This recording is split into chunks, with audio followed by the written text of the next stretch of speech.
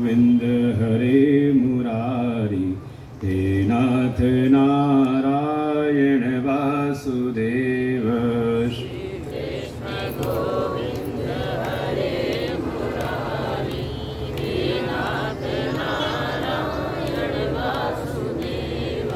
श्री कृष्ण गोविंद हरे मुरारी, हे नाथ नारायण वासुदेव।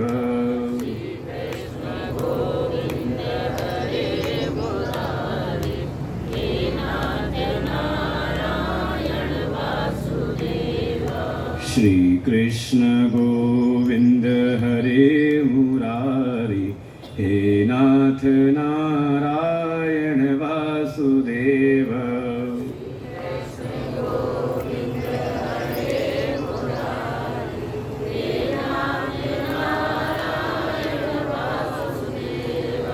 श्री कृष्ण गोविंद हरे मुरारी, हे नाथ नारायण वासुदेव।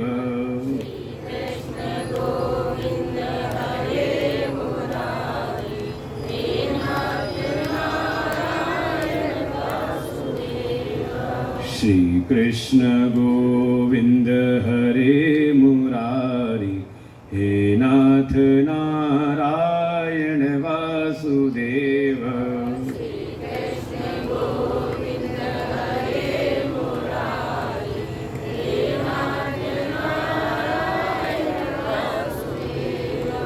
श्री कृष्ण गोविंद हरे मुरारी, हे नाथ नारायण वासुदेव।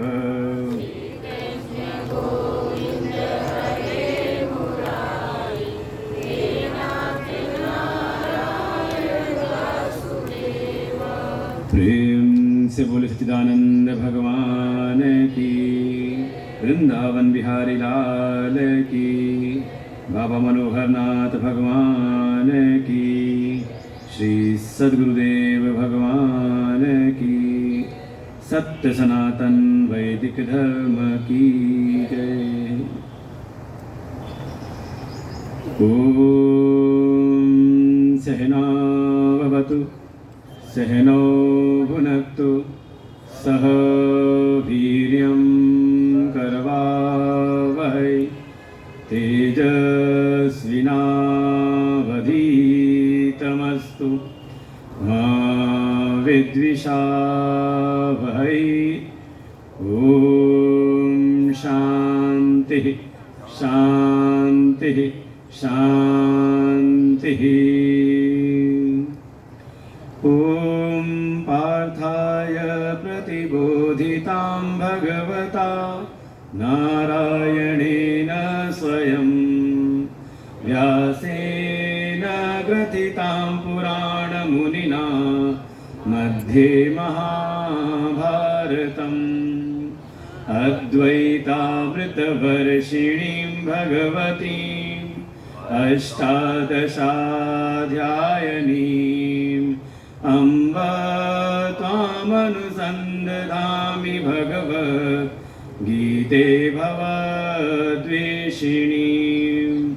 नमोऽस्तु ते व्यासविशालबुद्धि, पुल्लारविन्दायतपत्रनेत्रं, येन त्वया भारततैलपूर्णं प्रज्वालितो ज्ञानमय प्रदीप, प्रपन्नपारिजाताय स्तोत्रवेत्रैकपाणये, ज्ञानमुद्राय कृष्णाय गीतामृतदुहे नमः। सर्वोपनिषदो गावो दुग्धा गोपालनन्दन, पार्थो वत्सः सुधीर्भोक्ता, दुग्धं गीतामृतं महत्। वसुदेवसुतं देवं कंसचाणूरमर्दनं, देवकी परमानन्दं, कृष्णं वन्दे जगद्गुरुं। भीष्मद्रोणतटा जयद्रथजलां गान्धारनीलोत्पलां शल्यग्राहवती कृपेण वहनी कर्णेन वेलाकुलाम् अश्वत्थामविकर्णघोरमकरा दुर्योधनावर्तिनी सोतीर्णा खलु पाण्डवैरणनदी कैवर्तकः केशव पाराशर्यवच सरोजममलं गीतार्धगन्धोत्कटं नानाख्यानककेसरं हरिकथा सम्बोधनाबोधितं लोके सज्जनषट्पदैरहर पेपीयमानं मुदा भूयाद्भारतपङ्कजं कलिमल प्रध्वंसिना श्रेयसे मूकं करोति वाचालं पङ्गुं लङ्घयते गिरिं यत्कृपातमहं वन्दे परमानन्दमाधवं यं ब्रह्मा वरुणेन्द्ररुद्रमरुत स्तुवन्ति दिव्यैस्तवैः वेदैः साङ्गपदक्रमोपनिषदैः गायन्ति यं सामगा ध्यानावस्थिततद्गतेन मनसा पश्यन्ति यं योगिनो यस्यान्तं न विदुसुरासुरगणा देवाय तस्मै नमः देवाय तस्मै नमः। पंचम अध्याय के 21वें श्लोक से पाठ करते हैं।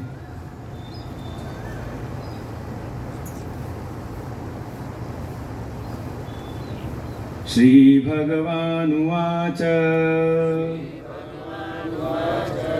बाह्यस्पर्शेष्वसक्तात्मा बाह्यस्पर्शेष्वसक्तात्मा विन्द्यत्यात्मनि यत्सुखम् स ब्रह्मयोगयुक्तात्मा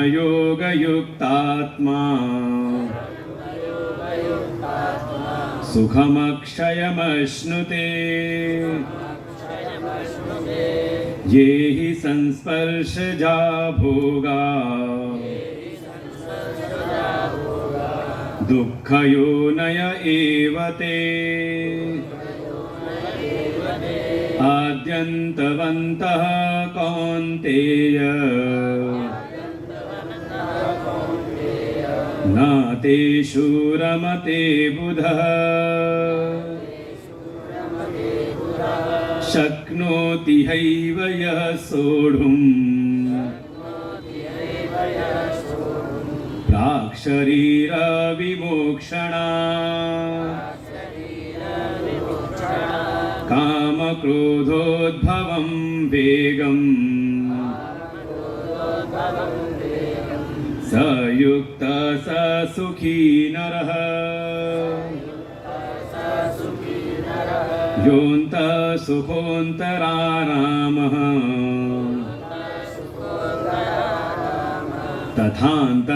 तथान्तर्ज्योतिरेव यः स योगी ब्रह्मनिर्वाणम्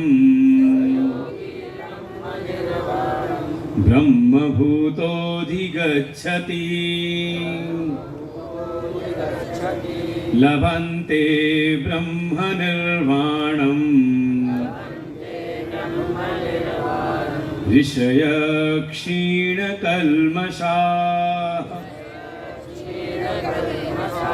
छिन्नद्वैधायतात्मानः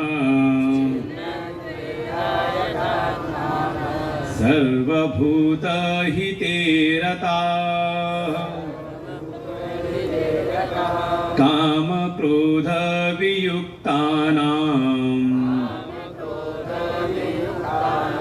यतीनां यतचेतसां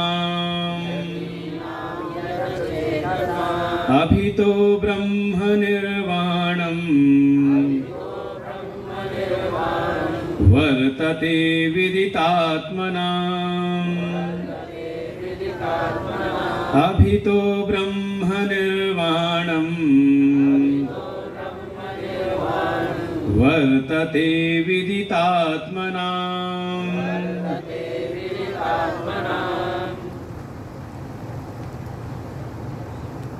आनंद कंद सच्चिदानंद परमपिता परमेश्वर के चरणों में कोटशः नमन।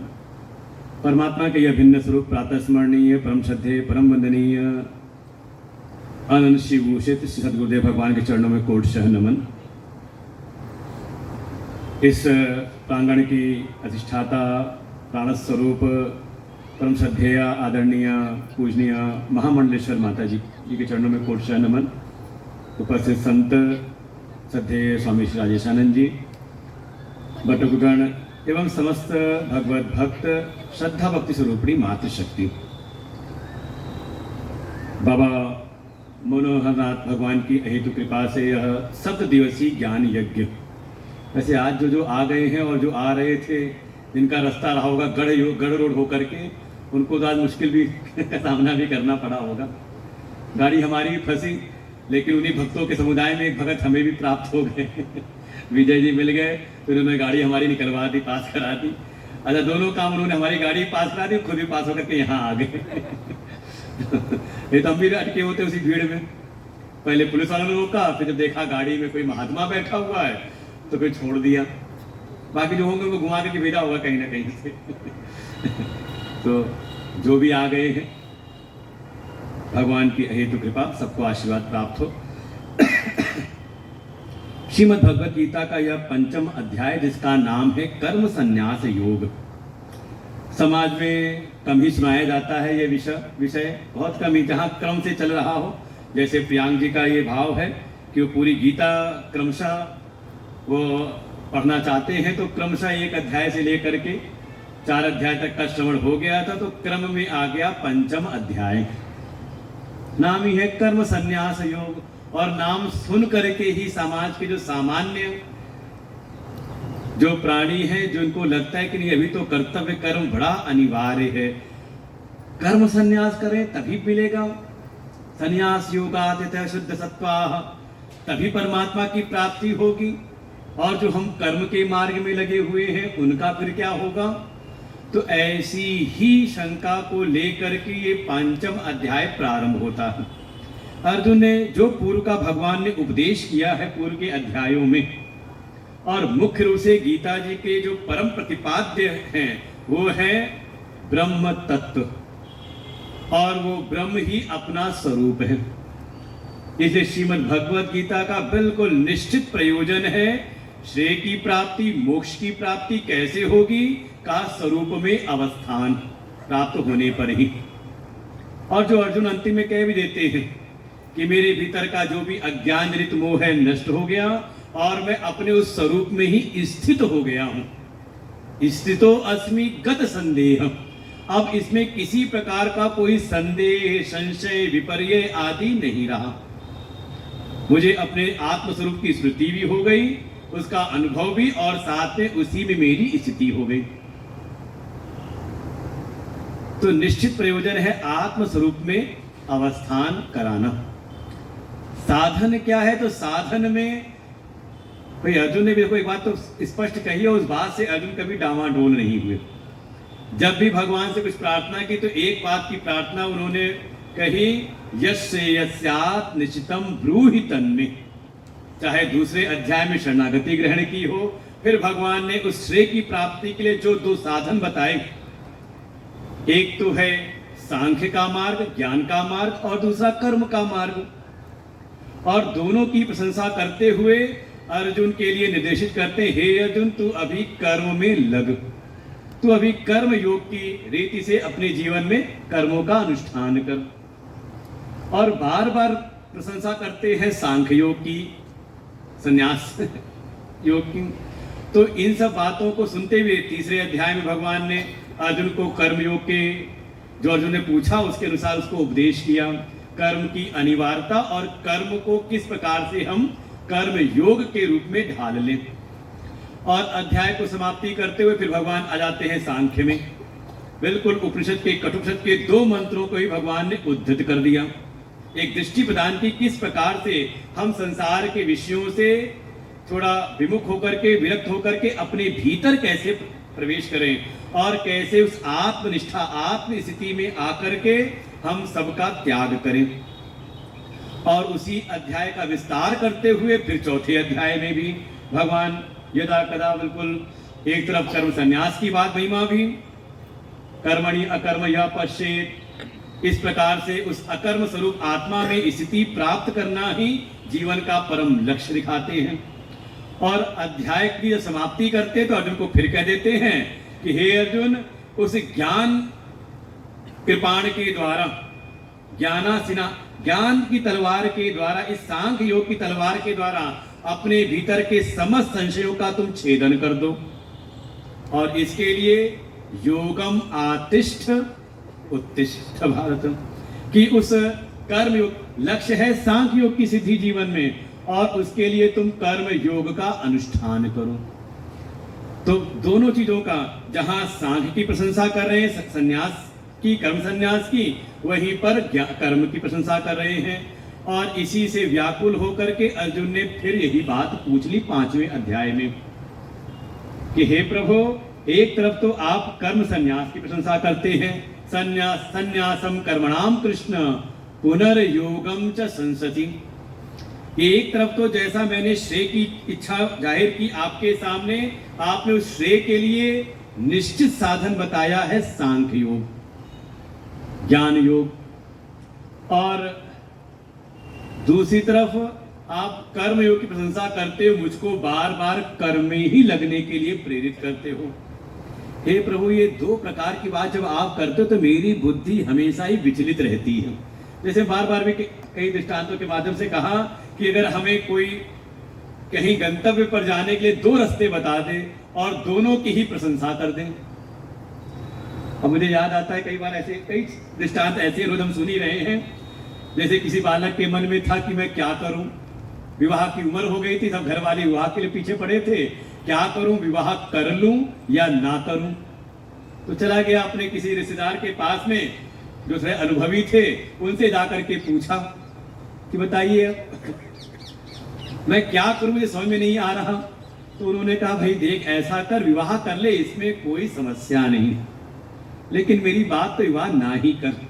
बड़ी झंझट की बात है। ऐसी बात जब उन्होंने कही, अब बच्चे के मन में क्या निर्णय होगा? का जिस दोराहे पर पहले खड़ा था अब भी वहीं पर खड़ा है। तो जैसे भगवान जो बात कर रहे हैं, अर्जुन को भी लगता है कि हाँ, भगवान उस श्रेय की प्राप्ति के लिए जिस प्रकार से सांख्य की महिमा कह रहे हैं, उस प्रकार से कर्म योग की महिमा को स्थापित नहीं किया।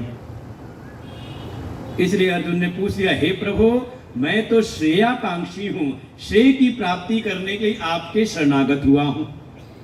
और आप 2 बातें कहते हैं, एक तो है कर्म संन्यास, कि सभी सर्व कर्मों से संन्यास होकर के उस ज्ञान की प्राप्ति की जाए, और दूसरा मुझको बार बार प्रेरित करते हैं कि तू कर्म योग कर। हे प्रभु, ये 2 बातें नहीं, आप मेरी स्थिति को देख करके, मेरी शक्ति अवस्था के अनुरूप आप मुझको बताइए कि मेरा कल्याण किस एक मार्ग में है। यत्श्रेयः एतयोरेकम, इन दोनों में से जिस एक के द्वारा मेरा कल्याण हो, हे प्रभु, तन में ब्रूहि सुनिश्चितम, आप सुनिश्चित करके मुझको वही बात बता दीजिए। तो लगता तो है मन के भीतर कि हाँ, 2 मार्ग तो हैं, सुनते भी है सन्यास की बड़ी महिमा है। अच्छा, सन्यास की महिमा आपके भीतर ना होती तो एक सन्यासी से उपदेश को सुन रहे होते है कि नहीं? अब शास्त्रों का अध्ययन कर रखा है कि हाँ, 4 आश्रम हैं, ब्रह्मचर्य, गृहस्थ, वानप्रस्थ और सन्यास। तो कहीं ना कहीं बुद्धि में ये भी संस्कार है कि चारों आश्रम में श्रेष्ठ आश्रम है सन्यास आश्रम, जीवन का जो अंतिम विभाग है। तो अपेक्षा तो उसकी भी, आशा अभिलाषा तो उसकी भी है कि हम भी संन्यास्त होकर के उस ज्ञान की, क्योंकि मोक्ष के आकांक्षी तो हम हैं, भगवत प्राप्ति के आकांक्षी तो हम हैं, और ये कोई एकाएक, कोई रातों रात नहीं, बल्कि हमारे जन्म जन्मांतर की साधना के परिणाम से ये संस्कार हृदय में उदय हुए हैं। समझे, कई जन्मों की जन्म, बहुत नाम जन्म नाम अंते, बहुत जन्मों के परिणाम स्वरूप ही ये संस्कार आए हुए हैं। तो एक तरफ तो हमारे मन में रहता है कि और कई बार क्या होता है कि जब थोड़ी सी विकट परिस्थिति आ जाए तो तुरंत मन में आता है ये सब छोड़ करके हम, अब पहले दिन ही किसी ने हमसे कहा था सत्संग के बाद ही, हम कहीं गए साथ में थे, कह रहे गुरुजी बस अपनी शरण में ले लो। हमने कहा थोड़ा धैर्य रखो, और उसके बाद अगले दिन से हमें दिखाई नहीं दिया, 7वां दिन हो गया। तो कहे ये देखिए यही है विचित्र स्थिति। एक तरफ तो लगता है सब कुछ छोड़ करके हम भगवत प्राप्ति के लिए लग जाएं, लेकिन थोड़ा जब कोई कहे था धैर्य रखो, थोड़ा रुके, थोड़ा भीतर मन शांत हुआ, लगा ये कर्तव्य भी तो है हमारे ऊपर, इन सबको छोड़ करके हम कैसे निकले। लेकिन कल्याण की इच्छा अगर भीतर है तो रास्ता मिलता है। इस भाव से अर्जुन ने भगवान से प्रश्न किया, जिज्ञासा व्यक्त की, और भगवान प्रश्न के अनुरूप ही उत्तर देते हैं। भगवान ने स्पष्ट किसी एक की बात नहीं कही, कहा ये दोनों ही, चाहे वो कर्म संन्यास हो और कर्म योग हो, दोनों के द्वारा ही निश्रेयस की सिद्धि हो सकती है। दोनों ही साधन हैं। बस ये है कि जिस स्थिति में तुम हो, तयोस्तु कर्म संन्यासात् कर्म योगो विशिष्यते। तुम्हारी आज की वर्तमान की स्थिति के अनुसार तुम्हारे लिए कर्म संन्यास से कर्म योग की स्थिति ज्यादा उचित है। अब कई प्रकार से इसको हमने समझा है, आज से 7 रुपये पूरा एक विहंगावलोकन करके देखें। जैसी हमारी सामर्थ्य है, जैसी हमारी स्थिति बनी हुई है वर्तमान में, और देखिए कहीं ना कहीं अभी कर्तृत्व और भोक्तृत्व दोनों ही हमारे भीतर दृढ़ता से बैठा हुआ है। क्योंकि लगता यह कि अगर हम नहीं करेंगे तो कैसे होगा, क्या है, कर्तापन बिल्कुल दृढ़ता से बैठा हुआ है, और साथ ही फल की आकांक्षा भी है।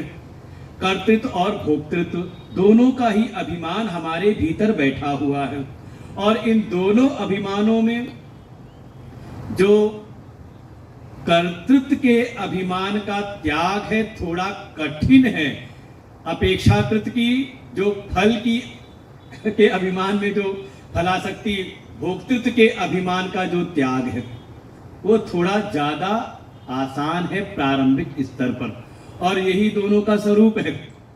कर्मयोग अर्थात भीतर फलाशक्ति का, फल के आग्रह का और भोक्तृत्व के मान का त्याग, यही है कर्मयोग। और जब कोई इस साधन के साथ आगे बढ़ता है तो उसके भीतर ही जब इस भोक्तृत्व के भाव का त्याग होता है, इसके परिणाम स्वरूप जब अंतःकरण शुद्ध हुआ, तब उसके भीतर ही वो आत्म तत्व में स्थिति आती है, और आत्मा अपने आप में ही, इसको हमने कई बार सुना गत 6 दिवसों में, कि वास्तव में जो कर्म संन्यास की जो पूर्णता है वो आत्म स्वरूप में ही घटित होती है, क्योंकि आत्मा ही निर्व्यापार है, निष्क्रिय है, समस्त क्रियाओं विक्रियाओं से वो बिल्कुल शून्य है। तो जब तक वो आत्मस्थिति उत्पन्न होती नहीं, आप पूर्ण रूप से कर्म संन्यास, कर्तृत्व का जो मान है उसका त्याग संभव नहीं। इसलिए भगवान कहते तुम्हारी स्थिति के हिसाब से अभी तुम्हारे लिए कर्म संन्यास से ज्यादा श्रेयस्कर है, ज्यादा उचित है कर्म योग की साधना। बस ये है कि कर्म योग भी कैसे करें, तो कहा 2 चीजों से रहित होकर के, और बहुत प्रसिद्ध ये श्लोक है, ज्ञेय सनित्य सन्यासी यो न द्वेष्टि न कांक्षति। यहां पर सन्यास की कोई उपेक्षा या निंदा नहीं है, बल्कि यहाँ कर्म योग की स्तुति है, कर्म योग की प्रशंसा है। और जैसे मैंने बार बार कहा अभी इस बात को, कि अगर यहाँ पर सन्यास की उपेक्षा होती तो फिर कर्म योगी की श्रेष्ठता की उपमा कर्म सन्यासी से न दी जाती। भाई जो भी किसी की श्रेष्ठता की उपमा देनी हो तो उससे जो श्रेष्ठ हो उससे दिया जाता है। जैसे भगवान कह रहे हैं कि वो योगी भी सन्यासी के समान ही है, तो ये हो गई उसकी स्तुति। लेकिन इसके ठीक उल्टा अगर हम कहते, अरे देखो ये सन्यासी जो है ना बिल्कुल गृहस्थी के समान है, तो क्या हो गया ये? और जो सन्यासी परंपरा को थोड़ा जानते हैं, अनुभव किया है संतों के साथ रह करके, तो उनको लगे कहीं ना कहीं अब ये इनकी महिमा नहीं कह रहे, बल्कि कहीं ना कहीं इनकी एक प्रकार से इनका एक अवमानना सी हो रही है शेष के द्वारा ही। तो वास्तव में वो योगी भी सन्यासी के समान ही है, वो नित्य सन्यासी है। बस उसके जो जीवन में कर्म के जो अनुष्ठान हो रहे हैं वो दो चीजों से रहित हो जाए, न द्वेष्टि न कांक्षति, न तो किसी से किसी प्रकार का कोई द्वेष हो और ना ही किसी से कोई आकांक्षा। अर्थात इन दो चीजों से अगर कोई रहित होकर के कर्म का पालन करे तो वास्तव में उसका कर्म योग की संज्ञा पा लेता है। और देखिए ये इन दोनों के मूल में क्या है, कहीं ना कहीं भीतर राग और द्वेष। जब कभी हम फल में आसक्त होते हैं तो उस फल की ही आकांक्षा भीतर कामना बनती है, और उस फल की आकांक्षा में अगर कोई विघ्न उत्पन्न करे तो उसी से होता है द्वेष।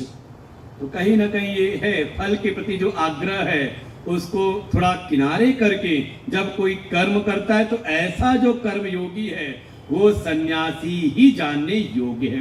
क्यों? क्योंकि उसके ये जो कर्म योग हैं उसको कर्म संन्यास तक ही लेकर के पहुंचा देंगे।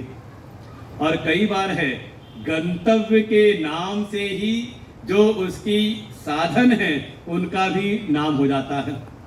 ये कई बार है, जानी है ट्रेन जानी है कहां पर, जगन्नाथपुरी, और ट्रेन का नाम ले जाता है पुरी। ट्रेन जाने वाली उज्जैन तो ट्रेन का नाम भी। तो कई बार अरे कुछ ना हो, अगर कोई नीट की परीक्षा क्वालिफाई कर ले तो कहते अरे डॉक्टर साहब अभी विद्यालय अभी मेडिकल कॉलेज में गया भी नहीं, केवल नीट की उसे परीक्षा पास कर ली। किसी ने आईआईटी प्री मेंस पास कर लिया तो कहते अरे इंजीनियर साहब आप आइए, है कि नहीं? का ये बिल्कुल व्यवहार जगत में भी है। तो वास्तव में इसी कारण से, इस हेतु से वो सन्यासी के समान ही है, क्योंकि इस कर्म योग के द्वारा उनके इसके भीतर वो पात्रता आ जाएगी कि वो उस कर्म संन्यास पर भी आरूढ़ हो जाएगा। इसलिए जो प्रारंभिक स्तर पर ही बिना विचारे दोनों को अलग अलग समझते हैं, वास्तव में वो अभी बाल बुद्धि वाले हैं। न तो पंडिता, अभी उन्होंने संतों का सत्संग श्रवण नहीं किया, शास्त्रों का सही प्रकार से विचार नहीं किया। क्योंकि एक में भी कोई स्थित हो जाए, एकम अपि आस्थितः सम्यक, बस अच्छी प्रकार से उसमें बैठ जाए उस मार्ग पर, तो फिर उभयोर विन्दते फलम, दोनों का ही जो फल है, अर्थात फल की दृष्टि से दोनों साधन एक समान ही है, दोनों पहुंचाते वही हैं। इसलिए उसकी महिमा है। और स्पष्ट इस बात को पुष्ट करते हैं कि जो फल की प्राप्ति, जो गति होती है सांख्य को, यहां देखो शब्द परिवर्तित कर दिया, हमने समझा अच्छी प्रकार से कि जो अर्जुन ने पूछा था कर्म संन्यास, तो अब उसको भगवान ने नाम दे दिया था आगे सांख्य। कई बाद में अगर पढ़े तो कहीं विभ्रम ना हो कि ये कब बदल गया साधन, क्योंकि कर्म संन्यास का जो लक्ष्य है वो है ज्ञान की प्राप्ति। इसलिए लक्ष्य के नाम से ही कर्म संन्यास को भगवान नाम दे देते हैं सांख्य। अपने आप भगवान ने बीच बदल दिया इसको, कर्म संन्यास कहते कहते भगवान आगे सांख्य और कर्म। भगवान कहते हैं दोनों ही जो मार्ग हैं, जो गति प्राप्त होती है सांख्य योगी को अर्थात कर्म सन्यासी को, वही गति वही स्थान प्राप्त होता है जो कर्म योग के मार्ग से साधना करता है। इसलिए इन दोनों को दो नहीं बल्कि दोनों को एक ही समझ ले, बस वही भाव है मुख्य रूप से। कर्म योग अर्थात भोक्तृत्व की जो भावना है, भोक्तृत्व का जो अभिमान है, उसका त्याग करे तो कर्मयोगी, और इसके द्वारा सामर्थ्य भीतर आ जाए कर्तृत्व के त्याग की, कर्तृत्व के मान की, जो भीतर डूअरशिप है, जो कर्तापन की जो भावना है वो निकल जाए, समझ लो वही है कर्म सन्यासी। बस जो बात कही थी कि कर्म संन्यास से कर्म योग विशिष्ट है, उसका हेतु भगवान देते हैं 6ठे श्लोक में कि अगर कोई संन्यास के मार्ग में प्रवेश करे लेकिन प्रारंभिक उसकी जो कर्मयोग की साधना है अगर परिपक्व नहीं हुई है तो संन्यास का मार्ग उसको थोड़ा कष्टकारी लग सकता है। हो सकता है संन्यास में आगे बढ़ करके भी कभी बैक टू पवेलियन आ जाए। तो कहते कई बार आगे गए तो लेकिन उतनी परिपक्वता नहीं थी, वो भी आत्मबल भीतर नहीं था, तो शायद वापस पतन होने की भी संभावना है। संन्यासस्तु महाबाहो दुखम आप्तुम अयोगतः, अगर योग की साधना से परिपक्व वो साधक नहीं है और सीधे कर्म संन्यास के में प्रवेश करे तो थोड़ा दुख मिलने की संभावना बढ़ जाती है। और वहीं कोई योग से युक्त हो, ऐसा मननशील अर्थात इस ज्ञान का चिंतन मनन करते हुए कोई साधना करे तो फिर उस ब्रह्म तत्व की प्राप्ति करने में उसको कोई देरी नहीं लगती, न चिरेण, कोई उसको बहुत समय नहीं बल्कि तत्काल ही का उसको प्राप्ति हो जाती है। क्योंकि देखो तैयारी में समय है, कर्म योग के द्वारा जिस पात्रता का निर्माण होना है समय उसमें तो लगता है, लेकिन जब वो पात्रता आ गई भीतर तो उस आत्म अनुभूति में ज्यादा समय नहीं, क्योंकि वो तो अपना ही स्वरूप है, तो इसलिए उसमें किंचित भी देरी नहीं होती। इसलिए है क्या, करना क्या है, तो कहा योग युक्तो विशुद्धात्मा विजितात्मा जितेंद्रिय। इस योग की साधना के द्वारा जिसने अपने अंतःकरण को परम शुद्ध कर लिया है, अपने इस देह को जीत लिया है और साथ ही अपनी इंद्रियों पर भी उसने संयम कर लिया है, इन तीनों के ऊपर ही, इन तीनों की चेष्टाओं पर ही उसका चाहे अपना अंतःकरण हो, चाहे इंद्रियां हो और चाहे अपना शरीर, इन तीनों को अपने वश में करके इसको परम शुद्ध करके का उसके भीतर वो पात्रता आ गई कि वो सभी भूतों में अपने को ही देखता है। सर्वभूतात्म भूतात्मा, कि सभी भूतों में अपनी ही आत्मा को देखता है। और ऐसी स्थिति आ गई तो उसके जीवन में कर्म संन्यास स्वतः ही सिद्ध हो जाता है, अर्थात करते हुए भी कहा वो कुछ नहीं करता। जगत के प्राणियों की दृष्टि से देखने लगे कि ये बहुत कर्म कर रहे हैं, कर्मों की ही प्रवृत्ति में लगे हुए हैं, लेकिन उसकी भीतर की जो आंतरिक स्थिति है, कुर्वन् अपि, करते हुए भी न लिप्यते, वो कर्म के किसी प्रभाव से प्रभावित नहीं होता। यही है कर्म संन्यास। और उसको फिर 2 प्राण श्लोक जो हैं, हमने कहा था बड़े कठिन श्लोक हैं, ये 2 श्लोक पढ़ना आ जाए, 8वां और 9वां समझ लो, आप पूरी गीता का पाठ आसानी से कर सकते हो। नैव किंचित करोमीति युक्तो मन्येत तत्वितः, कि ये उसके भीतर ऐसे कर्म सन्यासी के भीतर ये निरंतर ऐसी भावना दृढ़ रहती है कि सब कुछ करते हुए भी मैं कुछ भी नहीं करता।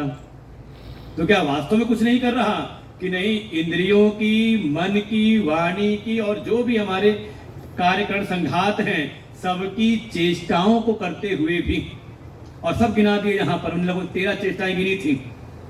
पश्यन शृण्वन स्पृशन जिग्नन अश्नन गच्छन स्वपन स्वसन प्रलपन विसृजन गृह्णन उन्मिशन निमिषन्नपि, का देखते हुए, पश्यन शृण्वन सुनते हुए, स्पृशन स्पर्श करते हुए, जिग्रन सूंघते हुए, अश्नन खाते हुए, लगभग 5 ज्ञान की इंद्रियों का विषय हो गया। ज्ञान की इंद्रियां अपने अपने विषयों में वर्तन कर रही हैं। फिर गच्छन आ गई कर्म की इंद्री, फिर समझ ले ये सब, और आगे है प्रलपन विसर्जन गृह्णन, ये सब कर्म इंद्रियों के विषय हैं कि बोलते हुए, फिर त्यागते हुए, फिर ग्रहण करते हुए, ये हमारे कर्म इंद्रियों के विषय गिना दिए। तो समझ ले पूरी ये जागृत अवस्था में सारी चेष्टाएं करते हुए, फिर स्वप्न देखते हुए, और गहन सुषुप्ति में केवल श्वसन, केवल श्वास लेते हुए, कोई क्रिया नहीं होती, अर्थात जागृत सुषुप्ति इन तीनों में ही गति अगति करते हुए स्थिति क्या है, न एव करोमि इति, मैं कुछ नहीं करता। तो धारणा क्या बनी है भीतर? कहा ये सब इंद्रियां ही अपने अपने व्यापारों में, अपने अपने विषयों में व्यापार कर रही हैं। इंद्रियाणि इंद्रियार्थेषु वर्तन्त इति, ऐसी इसकी धारणा। अर्थात वो इंद्रियों में अब आत्मभाव नहीं उसका, बल्कि इंद्रिय मन देह आदि से व्यतिरिक्त जो अपना आत्म स्वरूप है उसमें स्थित होकर के इन सब की चेष्टाओं का वो हो जाता है साक्षी। ये है कर्म सन्यासी की स्थिति। तो प्राप्त तो यही करना है, तो करना क्या पड़ेगा? तो भगवान ने कहा कर्मयोग करो। तो कर्मयोग क्या है? तो 3 श्लोकों में फिर कर्मयोग के बारे में पुनः भगवान ने स्मरण कराया। ब्रह्मणि आधाय कर्माणि, अर्थात जिस ब्रह्म तत्व की प्राप्ति करना चाहते हो, अरे कम से कम इतना है कि जिसकी आपको कृपा प्राप्त करनी है तो उसके लिए कुछ करो। तो ये कई बार होता है भगत लोग सेवा ना करनी पड़े और होता है कि सब आशीर्वाद मिल जाए, लेकिन ये आशीर्वाद एक ऐसी चीज है, कृपा एक ऐसी चीज है, वो पात्र को ढूंढती है। जिसने सेवा की, भाई बिना सेवा के तो मेवा नहीं मिलता है ना, सेवा करो मेवा पाओ, लेकिन धारणा ही बन जाती है। तो भगवान आगे करते हैं कर्मयोग का फिर वही प्रतिपादन जो पीछे करके आए हैं 3-4 अध्याय में। ब्रह्मणि आधाय कर्माणि, अर्थात जो भी करो वो परमात्मा में अर्पण भाव से करो। बिल्कुल जैसे कोई सेवक स्वामी के लिए कर्म करता है।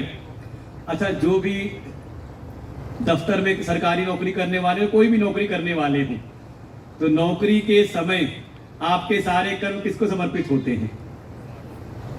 आप गए दफ्तर में, कार्यालय पर अपनी टेबल पर बैठे और जो भी आप कर रहे हो वहां पर किसको समर्पित हो रहा है?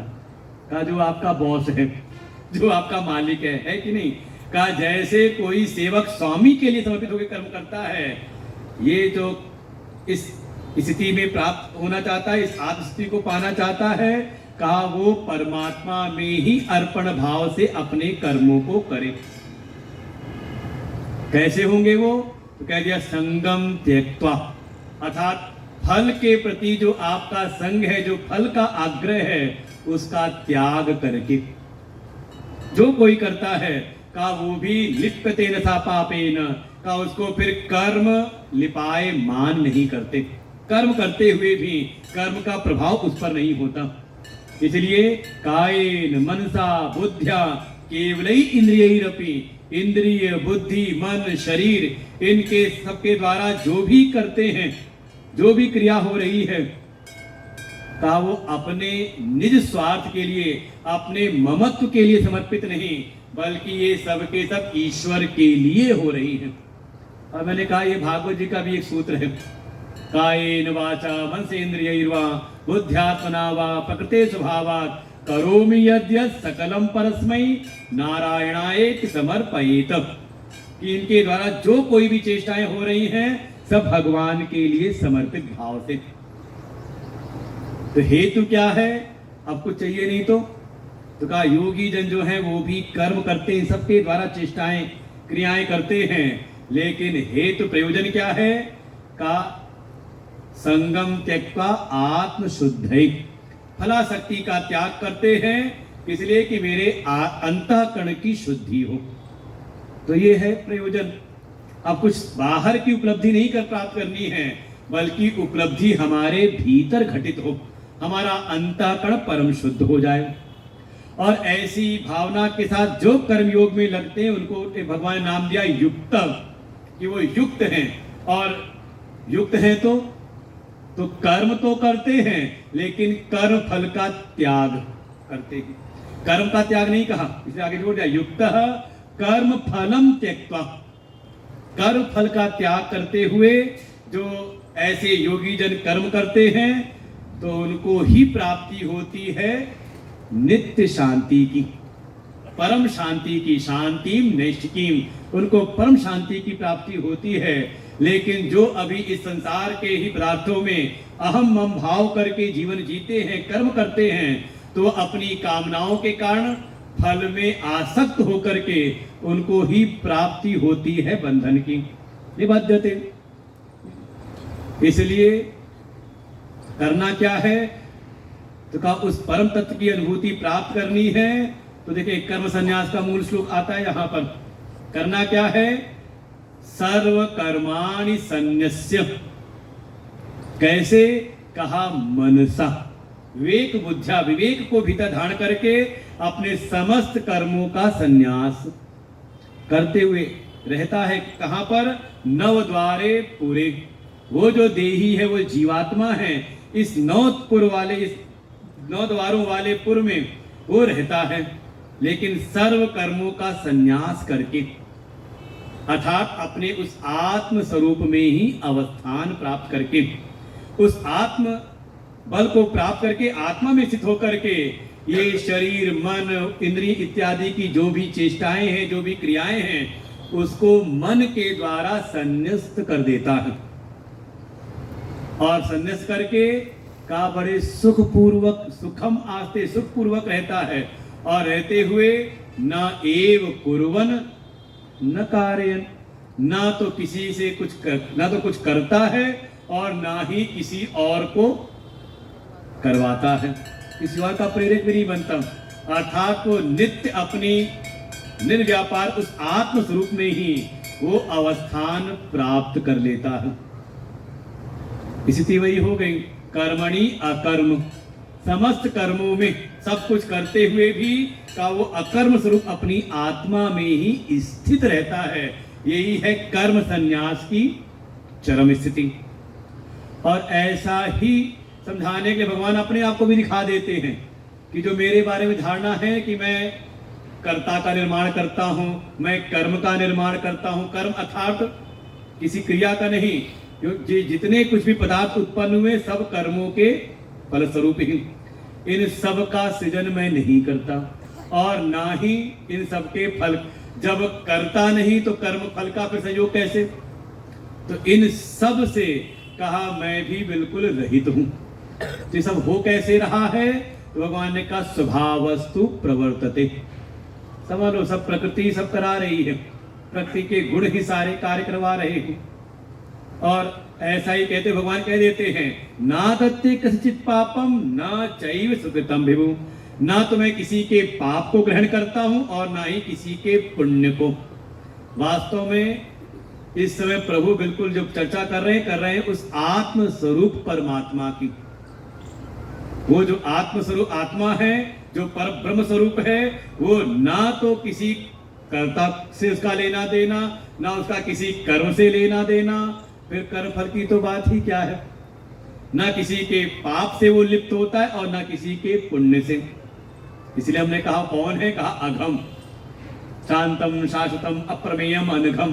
कहा वो निष्पाप है, उनमें किसी भी कर्म का लेप नहीं होता उस परम तत्व में। तो ये जो कुछ भी हमें अनुभव में आ रहा है, जो हमें दिखाई दे रहा है, इसे परमात्मा सब करने वाले हैं, का ये सब का कारण है हमारे भीतर का अज्ञान। उस अज्ञान के द्वारा ही हमारे भीतर का जो ज्ञान है, कहा वो सबका सब आवृत हो रहा है। और ज्ञान के आवृत हो जाने से कहा ये सारे जो जीव हैं संसार में मोहित हो रहे हैं। इसलिए करना क्या है? का ज्ञान के द्वारा ही उस अज्ञान का हम नाश करें।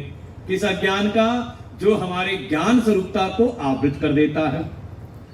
और जैसे ही ज्ञान की साधना के द्वारा हमने अपने अज्ञान का नाश किया तो भीतर प्रकट हुआ ये जो ज्ञान है, ये बिल्कुल सूर्य के समान ही, जैसे आदित्य प्रकट होता है, सूर्य प्रकट होता है, तो रात्रि का जो भी घना तमस अंधकार है वो तत्काल ही समाप्त हो जाता है, नष्ट हो जाता है।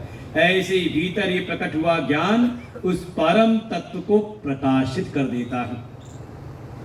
और फिर प्रकाशित हो गया तो तद बुद्धि, उसकी बुद्धि उसी परम तत्व में आत्मस्वरूप में स्थित हो जाती है। तद आत्मनः, वो अपने आत्म स्वरूप को उसी ब्रह्म स्वरूप में परम तत्व में ही विलय कर देता है और उसी ब्रह्म स्वरूप आत्मा में उसकी निष्ठा हो जाती है और वही उसकी परम गति। और जब ऐसा हो गया तो जब उसने इस ज्ञान के द्वारा अपने समस्त कर्मों का, अज्ञान जो भी कर्म है उनका जब नाश कर दिया तो ऐसे ही कर्म सन्यासी को वो परम गति प्राप्त होती है जहां से उसको वापस नहीं आना पड़ता। यद गत्वा न निवर्तन्ते तद धाम परम मम। यहाँ भगवान कहते गच्छन्ति अपुनरावृत्ति, जहां से फिर वापस से पुनरावृत्ति नहीं होती, पुनर्जन्म नहीं होता, कहा वहां पर पहुंच जाता है। तो इसका ऐसे जो ज्ञान में स्थित हो गया उनके कुछ लक्षण भी होंगे। कहा हाँ बिल्कुल, वो केवल गुफाओं में नहीं रहता, केवल अपने कमरे में ही नहीं बंद रहता, बल्कि वो व्यवहारिक जगत में भी जब जाता है तो वो अपनी स्थिति से कभी भी बिना डावाडोल हुए वो समाज में व्यवहार भी करता है। तो उसकी दृष्टि कैसी है? तो कहा जब व्यवहारिक जगत में गया, बड़ा प्रसिद्ध श्लोक है, प्रमाण रूप में कई बार उद्धृत किया जाता है, विद्या विनय संपन्ने ब्राह्मणे गविहस्तिनी शुनि चैव सुपाके च पंडिता समदर्शिना। ऐसे जो ज्ञानी हैं, जो पंडित हैं, जिनकी बुद्धि पंडा हो गई, विवेक को धारण कर चुकी है, ऐसे जो पंडित हैं, ऐसे जो ज्ञानी हैं, वो हो जाते हैं समदर्शी, अर्थात सब में अपनी ही आत्मा को देखते हैं।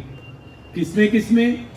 कहा कोई सत्व गुण संपन्न अर्थात विद्या और विनय से संपन्न कोई ब्राह्मण मिल गए, कोई थोड़ा उससे मंद गौ इत्यादि पशु जाति में भी आ गए, जिसमें सात्विकता भी है और रजस भी है गौ। फिर उससे भी मंद कोई हाथी, हाथी में तमस की प्रधानता ज्यादा हो जाती है। फिर उससे भी ज्यादा नीचे कहा कोई शुनि, कोई श्वान है, कुत्ता है, और उससे भी ज्यादा तमस से आच्छादित ऐसा कोई जो कुत्ते को भी पका के खा जाए, कोई ऐसा स्वपच, कोई चांडाल है। देखो श्रेष्ठ की बात की, श्रेष्ठ से श्रेष्ठ में भी, और जो निकृष्ट से निकृष्ट भी है, सब में वो हो जाता है समदर्शी। एक बात का ध्यान रखेंगे, समवर्ती नहीं कहा है। व्यवहार में तो करेगा यथा योग्य, लेकिन सबके भीतर सिया राम मैं सब जग जानी। बिल्कुल ये स्थिति है उस ज्ञानी की, उस कर्म संन्यास से युक्त हुए उस परम ज्ञानी की, कि सबके प्रति वो समत्व भाव में आ जाता है और इससे कोई दोष नहीं होता। क्यों? क्योंकि वो उस ब्रह्म तत्व में स्थित हो जाता है जो सर्वथा ही निर्दोष है, और उस ब्रह्म में स्थित होकर के यहीं रहते रहते ही, यहीं पर रहते रहते ही, इसी लोक में, इसी शरीर में, यही रहते रहते ही जितः सर्ग, उनके द्वारा ये जो जन्म है वो जीत लिया जाता है। तात्पर्य ये है कि वो अपने इस मनुष्य जन्म को सार्थक कर लेते हैं। ये जन्म किस लिए मिला था? मनुष्य जन्म का साधन धाम मोक्ष कर द्वारा। ये शरीर मिलना ही समझ लो आप मुक्ति के द्वार पर खड़े हो। बस इतना करना है कि दरवाजा खोलो, अंदर तो जाओ। हम तो अभी दरवाजे के अंदर जाना ही नहीं चाह रहे। बिल्कुल समझ ले, अगर मनुष्य जीवन में आए हुए हैं तो, और उस परम तत्व को प्राप्त कर लिया, तो अब जन्म लेने की जो सार्थकता थी वो तो पूर्ण हो गई, और साथ ही उनका जो मन है, ये शाम साम्ये स्थितम मनः, वो सम की स्थिति में ही उनका मन स्थित हो जाता है, और ऐसा होते ही उस समम ब्रह्म, उस सब में समत्व रूप में जो स्थापित जो ब्रह्म तत्व है, उसमें ही स्थित होते ही तस्मात् ब्रह्मणि ते स्थिता, वो ब्रह्म तत्व में ही बिल्कुल अचल स्थिर हो जाते हैं। और आगे उनके फिर लक्षण दिखाए कि ऐसे जो ज्ञानी हैं, जो उस ब्रह्म तत्व में स्थित हो चुके हैं, जो जिनकी ज्ञानमयी दृष्टि हो गई है, तो सब में वो ब्रह्म ही देखते हैं। देखें ब्रह्म समान जग माही। ऐसे जो ज्ञानी हैं, तो उनके सामने भी अनुकूल और प्रतिकूल परिस्थितियां आती हैं, लेकिन वो प्रभावित नहीं करती उनको। बहुत अनुकूलता प्राप्त हो गई, जो भी पूर्व के अपने अनुभवों संस्कारों के आधार पर जो लगता है कि बहुत ही अनुकूलता है, वो परिस्थिति प्राप्त हो जाए तो न प्रहिष्येत, बहुत ज्यादा भीतर बहुत प्रसन्नता नहीं होती उनको कि बस काम बन गया आज तो, ऐसी कोई स्थिति उनके तो विचलन नहीं होता। प्रियम प्राप्य, अत्यंत प्रिय कोई चीज प्राप्त हो जाए तो बहुत प्रसन्नता नहीं। अच्छा, अप्रिय मिल जाए तो, जो हमें फूटी आंख भी न सुहाए, वो सामने आ जाए तो ना उद्विजेत, भीतर कोई उद्विग्नता भी उनकी नहीं आती। हेतु कारण क्या है? क्योंकि उनकी बुद्धि स्थिर हो गई है, असमूढ़ समस्त सम्मोह को पार कर चुकी है। और तो और वो ब्रह्मविद, ऐसा जो ब्रह्म ज्ञानी है, अर्थात समस्त संदेह संशय विपर्य से रहित, जिसकी बुद्धि उस ब्रह्म तत्व में स्थित हो गई है, ऐसे ब्रह्मवेत्ता वास्तव में ब्रह्मणी स्थिता, वो ब्रह्म स्वरूप ही हो जाते हैं। ब्रह्मविद ब्रह्म ही भवति। और तो और यहाँ तो हम लोग का कल हो चुका था, अभी रह गए थे आगे के लक्षण रह गए थे आज के। बाह्य स्पर्शे स्वत्तात्मा विन्दत्यात्मनि यत् सुखम स ब्रह्म योग युक्तात्मा सुखम अक्षयम अश्नुते। वो अक्षय सुख की प्राप्ति कर लेते हैं। अभी तो सुख मिलता है, कैसा मिला और फिर बिछुड़ गया, संयोग और वियोग वाला हमें सुख मिलता है। अर्थात जितना भी संसार का जो विषय जनित सुख है, ये समझ ले संयोग और वियोग से युक्त है। क्योंकि संसार का कोई भी विषय नित्य नहीं है, और ऐसे अनित्य पदार्थों से मिलने वाला जो सुख है, वास्तव में जो समय मिल रहा है वो भी केवल सुख का आभास ही है, वो वास्तविक सुख है नहीं उसमें। वास्तविक सुख तो अपनी आत्मा में ही स्थित है, वो आनंद स्वरूप ही है। तो उसको उस अक्षय सुख की प्राप्ति होती है। किसको? तो कहा इस ज्ञान में ही स्थित होकर के जो भी बाह्य स्पर्श, ये जितने भी बाह्य स्पर्श जनित जो भी सुख हैं, बाह्य स्पर्श अर्थात जब इंद्रियां और इंद्रियों के विषयों का जब सन्निकर्ष होता है, स्पर्श अर्थात नेत्र का स्पर्श हुआ उसके विषय रूप से, कान का स्पर्श हुआ, श्रोत इंद्रिय का स्पर्श हुआ उसके विषय शब्द से, ऐसी त्वचा का स्पर्श हुआ स्पर्श के द्वारा ही, इसका विषय स्पर्श ही है, ठंडी गर्मी इत्यादि से। ऐसे ही एक एक इंद्रियों का जब स्पर्श होता है तो सब कहां पर है? कहा ये सब बाहर है। इसलिए कह रहे हैं बाहर के विषयों के सन्निकर्ष से का उनका जो चित्त है कैसा है? तो कहा असक्त आत्मा, असक्त है, आसक्त नहीं। हाँ, बहुत सावधानी से पढ़ेंगे उसको। जरा सा आपने दीर्घ कर दिया तो हो जाएगा आसक्त। यहां कह रहे हैं बाह्य स्पर्शेषु, जो बाहर के इंद्रिय स्पर्श हैं उनमें उसका चित्त कैसा है? कहा असक्त है। अब वो बाहर के विषयों में किसी प्रकार की इनकी कोई आसक्ति नहीं। तो है कहां पर? कहा ऐसा करते ही उनको वो सुख प्राप्त होता है। यत् सुखम, कौन सा सुख?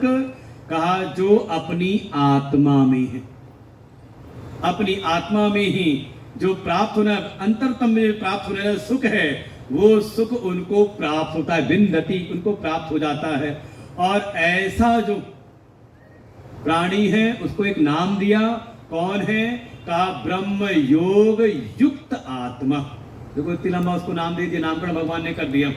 स वह कौन? कहा जिसने वो अपने भीतर के उस सुख को अनुभव कर लिया, उसके भीतर का जो आनंद है, जो सुख है, वो बाहर के विषयों के द्वारा उत्पन्न नहीं है। क्योंकि बाहर के विषयों से उसने अपनी इंद्रियों को भीतर ही संयमित कर लिया है। बाहर के इंद्रियों में उसकी आसक्ति नहीं। ये जो सुख है ये विषय जनित नहीं है, बाहर से कोई नहीं मिलने वाला सुख नहीं है, बल्कि आत्मनि, अपने भीतर के ही अनुभव को। और देखो इसकी अनुभूति होती ध्यान में, पहुंचाना वही है 6ठे अध्याय में आगे। इसलिए भगवान उसकी भूमिका लगा रहे हैं यहाँ पर, भीतर के सुख को। और कई बार कह सकते हैं आप विचार करोगे तो भीतर का ही सुख परिलक्षित होता है बाहर के विषय में भी। क्योंकि विषय की प्राप्ति हुई, भीतर इस समय कोई आपके कोई कामना है नहीं, कोई विक्षेप नहीं, विक्षेप शांत हुआ तो शांत अवस्था में भीतर का ही सुख परिलक्षित हो जाता है और हमें आभास होता है कि ये बाहर की वस्तु मिली तो हम सुखी हो गए। अगर बाहर के विषय से सुख की प्राप्ति अगर वास्तव में है तो विषय के बढ़ने से सुख भी बढ़ना चाहिए, लेकिन ऐसा व्यवहार में दिखता नहीं। जिसकी हमारे भीतर कभी बहुत अभिलाषा थी कि ये व्यवस्था मिलेगी, ये वस्तु मिलेगी तो हम परम सुखी हो जाएंगे, वो सब मिल गया और वो हमारे जीवन के बड़ा सामान्य सा हो गया। व्यवस्थाएं बढ़ती चली गई और कई बार तो ज्यादा हो जाए तो दुख भी देती है बाहर की व्यवस्थाएं। अर्थम अनर्थम भावई नित्यम, ये बाहर के अर्थों में अनर्थ भी बहुत तरह से छुपा हुआ होता है। जिसको भीतर के सुख का की अनुभूति हो गई, उपलब्धि हो गई एक बार ध्यान अवस्था में, तो ऐसा जो साधक है, ऐसा जो व्यक्ति है, कहा वही उपलब्धि करता है ब्रह्म योग रूपी समाधि की। अर्थात आत्मा की अनुभूति भीतर हुई और उसी आत्मा को उसने सर्वत्र अनुभव किया, उसकी ही एक रूपता का अनुभव किया, अर्थात अपनी आत्मा को ब्रह्म स्वरूप में ही उसने समाधित कर दिया। समझे, ये स्थिति है। अर्थात ब्रह्म और आत्मा के एकत्व का अनुभव, अपने जो भी व्यष्टि, जो भी अपने भीतर की जो एक चेतनता है, उसको उसने समष्टि में ही विलय कर दिया, समष्टि चेतन में। यही हो गया ब्रह्म योग युक्त आत्मा, जो निरंतर ही अपनी आत्मा को ही ब्रह्म में से एक जान लेता है और ब्रह्म को ही अपनी आत्मा जान लेता है। उसको ही कह दिया ब्रह्म योग युक्त आत्मा। केवल अपनी आत्मा को जान लिया, इतना ही नहीं, आत्मा को ही सारे जगत का जो अधिष्ठान ब्रह्म है, उस आत्मा को उसी में एक प्रकार से विलय कर दिया। इसे ही कहा ब्रह्मात्मैक्य बोध। सर्व वेदांत सारम यद ब्रह्मात्मैकत्व लक्षणम वस्तु अद्वितीयम तन्निष्ठम। उस अद्वैत वस्तु में ही, अर्थात इनकी जो दो की भावना थी, ये दोनों हो गए एक। व्यष्टि का समष्टि में कर दिया विलय, अर्थात आत्मा को ब्रह्म में ही समाधि कर दिया। परिणाम स्वरूप ऐसा जो है स अक्षय सुखम अश्नुते, फिर वो उस अक्षय सुख की अनुभूति, अर्थात उस अक्षय सुख को प्राप्त कर लेता है। और तो और इसलिए ऐसा है तो भी जो कुछ साधन बता दिए, ये ही संस्पर्श जा भोगा दुख योनय एवते आद्यंतवंत कौन्तेय न तेषु रमते बुधा। अब ऐसे ब्रह्म, देखो हर जगह संज्ञा अलग दे रखी है। जिसको कहा ब्रह्म योग युक्त आत्मा, उसको यहाँ एक छोटा सा नाम दे दिया बुध। ऐसे जो बुद्ध पुरुष हैं, जो जिनकी जो प्रज्ञा है, जिनकी बुद्धि उस आत्म, उस ब्रह्म तत्व में स्थित हो चुकी है, ऐसे जो हैं, कहा वे संस्पर्श जा, बड़ा छोटा नाम दिया है। जिसको पहले कहा था बाह्य स्पर्श, उसको यहाँ दे दिया कि सम्यक प्रकार से स्पर्श के द्वारा उत्पन्न, अर्थात इंद्रिय और इंद्रियों के सन्निकर्ष होने पर विषयों के विषय और इंद्रियों के संस्पर्श से उत्पन्न होने वाला जो सुख है, उसको वो जान लेते हैं कि ये केवल और केवल दुख देने वाले हैं। जिनकी ऐसी दृढ़ वृत्ति बन गई है, ये ही जो कोई भी ऐसा जिनके भीतर भाव हो गया कि ये बाहर के विषयों के सन्निकर्ष के द्वारा जो भी हमें भोग प्राप्त हो रहा है, ये सब के सब केवल दुख के ही कारण है। ये जानना पड़ता है। अरे सुबह क्लास में भी तो आया था, पहले दिन का ही था, भव सुखे दोषो अनुसंधीयताम। ये जिसमें आपको बहुत सुख की अनुभूति हो रही है, थोड़ा इसको विवेक दृष्टि से विचार करो कि इससे आपको सुख मिल रहा है या सुख का चोला पहन करके आपके दरवाजे पे दस्तक कोई दुख ही दे रहा है। ये तो विचार करना पड़ेगा। नीतिकार ने कह दिया भोगे रोग भयम। जितने भी ये विषय जनित भोग हैं, ये वास्तव में कहीं न कहीं रोग के हेतु बनते हैं। विषय भोग बढ़ जाए तो देखिए फिर वो दुख का कारण अपने आप बन जाता है। और तो और केवल यही नहीं कि वो दुख के कारण है, बल्कि ये आदि और अंत वाले हैं। सभी विषय जनित जो भोग हैं, इसका कभी प्रारंभ होता है और एक समय अंत भी होता है। तो इनसे मिलने वाला जो सुख होगा वो भी आदि अंत से ही युक्त है। ऐसा जिनकी दृढ़ वृत्ति हो गई, ऐसी जिनकी समझ हो गई, तो ऐसे जो बुद्ध, ऐसे जो ज्ञानी जन हैं, इन विषयों में रमण नहीं करते। कहाँ रमण करते हैं? तो कहा यस्य ब्रह्मणि रमते चित्तम यस्त्वात्मरतिरेव स्यात् आत्मतृप्तश्च मानवः आत्मन्नेव च संतुष्ट। ऐसी उनकी स्थिति हो जाती है, उनकी रति तृप्ति संतुष्टि केवल अपनी आत्मा में, अपने आत्मा में ही करते हैं।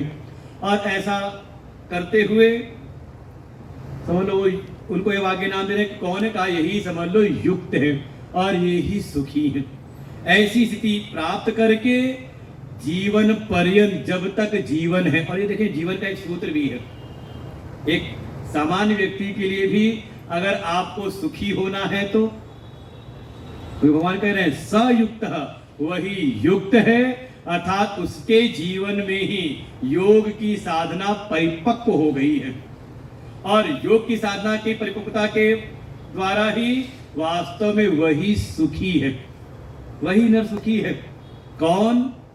कहा वह जो कोई भी यह प्राक शरीर विमोक्षणात्, जो कोई भी ये जो जीवन मिला हुआ है, शरीर जो मिला हुआ है, जब तक ये शरीर छूट ना जाए, मतलब मरण पर्यंत जीवन तो मिल गया, अब जब तक मृत्यु ना आ जाए अर्थात मरण पर्यंत क्या करे? ये मरण पर्यंत जब तक जीवन है तब तक दो चीजों का एक आवेग आता है, काम क्रोधोद्भवम। काम और क्रोध के द्वारा उत्पन्न जो आवेग है, और देखिए ये दोनों वेग के रूप में ही आते हैं, आंधी के समान। दो दिन खूब जोर से आंधी आई, लेकिन वो आंधी जो जितनी जोर की होती उतने कम समय तक टिकती है। आई और सब तहस नहस करके चली गई।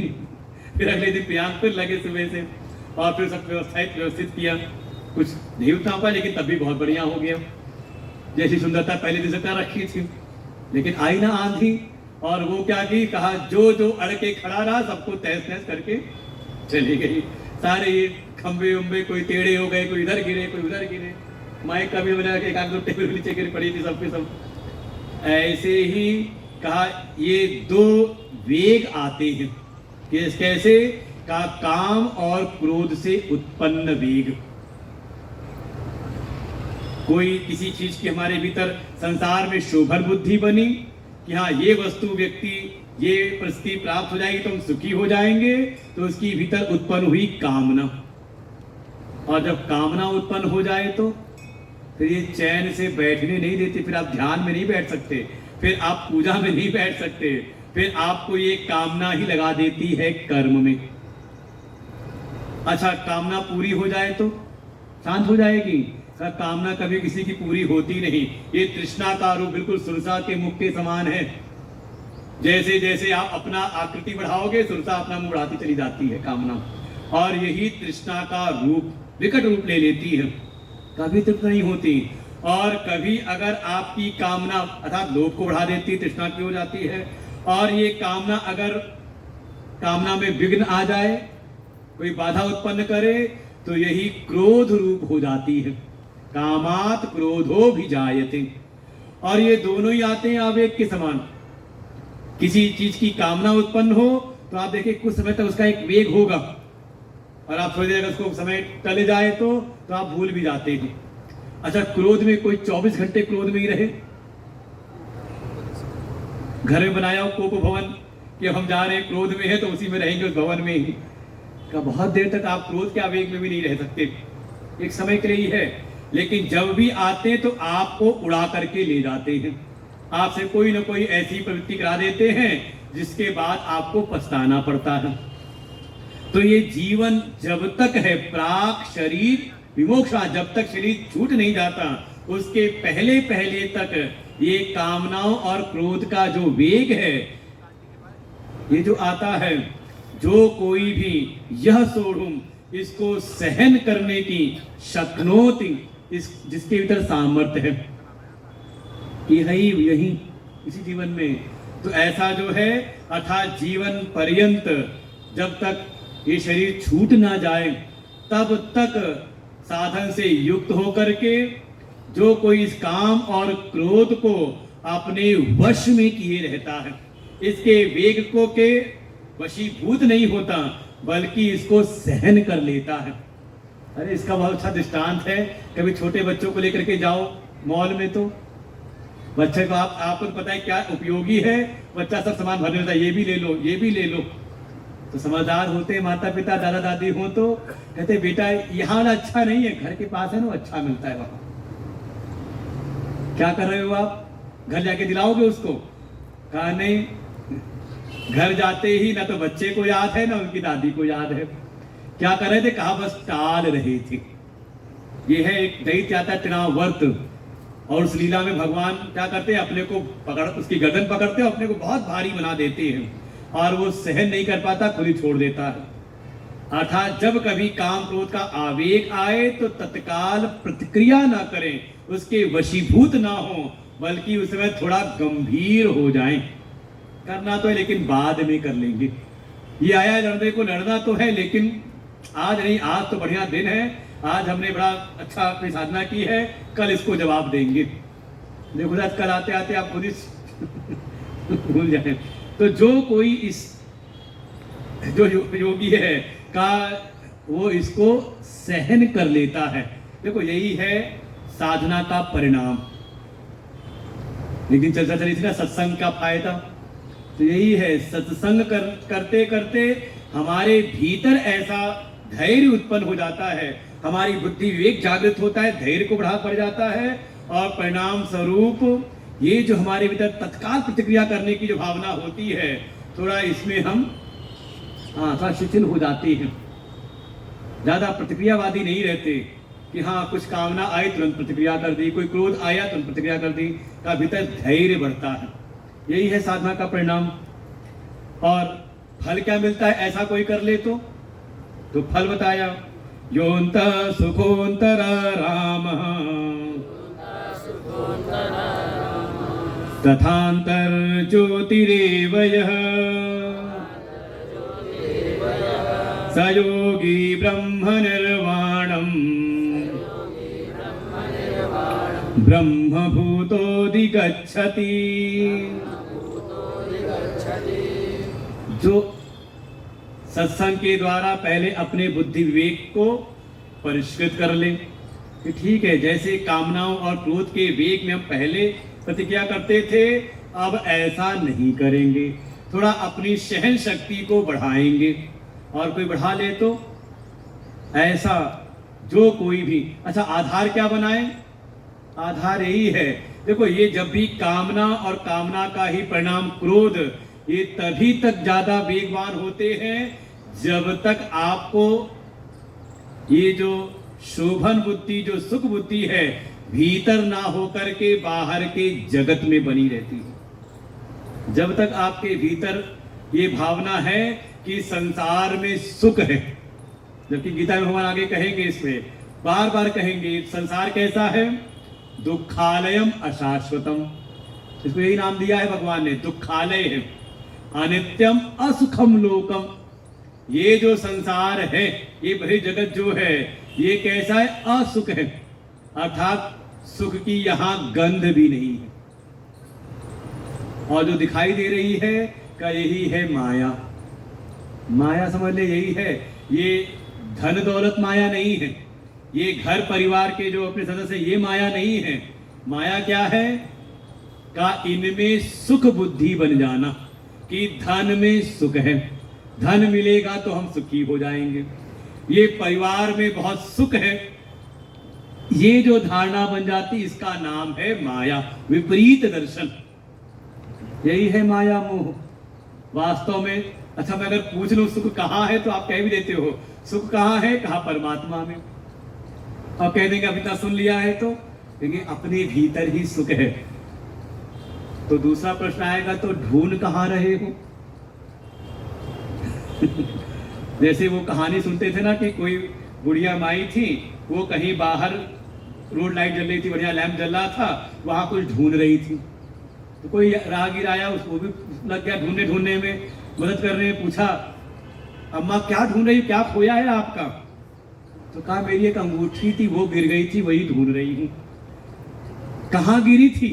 कुछ याद है कि जगह गिरी थी? तो हम लोग ढूंढे मिलकर के। तो अम्मा ने कहा, अरे बेटा क्या बताओ, मेरी झोपड़ी में गिरी थी। तो उसने कहा झोपड़ी में गिरी थी, यहाँ क्यों ढूंढ रही हो? कहा वहां अंधेरा था ना, यहाँ रोशनी थी, ढूंढ रही हूँ। तो कहीं ऐसी स्थिति हमारी तो नहीं है। सुख है तो अपने भीतर, सच्चिदानंद रूपाय, सुख है परमात्मा तत्व में, लेकिन हम ढूंढ कहाँ रहे हैं? इस मायामयी जगत में। बस इसी को ठीक करना है बुद्धि को।